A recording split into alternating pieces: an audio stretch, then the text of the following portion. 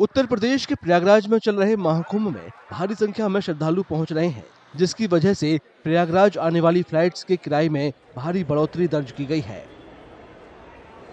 Travel portal ixigo के analysis के मुताबिक धार्मिक आयोजन शुरू होने के बाद से प्रयागराज जाने वाली फ्लाइट्स की टिकटों की कीमतों में कई गुना बढ़ोतरी हुई है। There are obviously sectors where the supply is a constraint. Let's say Bhopal to Prayagraj, right? Those flights are now reaching upwards of 15,000 odd rupees. And even on key dates, which are the auspicious bathing dates, there also we are seeing, let's say, a flight from Mumbai to Prayagraj costing upwards of 15 to 20,000. Because at the end of the day, a lot more people want to travel to Prayagraj, and there are only a limited number of flights that go to Prayagraj. So if anyone is planning to travel, they should definitely plan and book it today itself to avoid higher fares.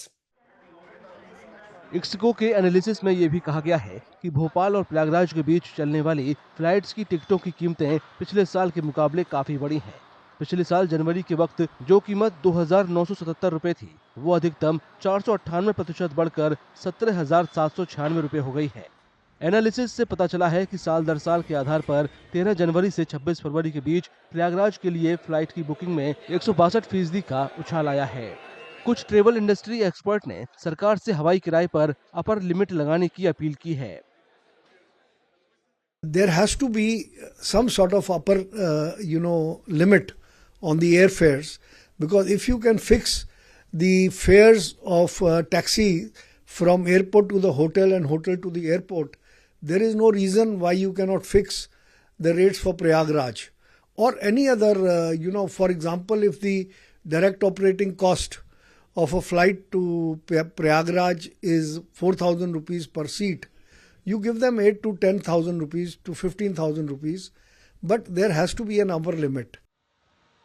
Ixigo के analysis में यह भी बताया गया है कि 13 जनवरी से 26 फरवरी के बीच प्रयागराज के पास के शहरों जैसे लखनऊ और वाराणसी के लिए भी फ्लाइट बुकिंग में 42 से 127% की बढ़ोतरी हुई है।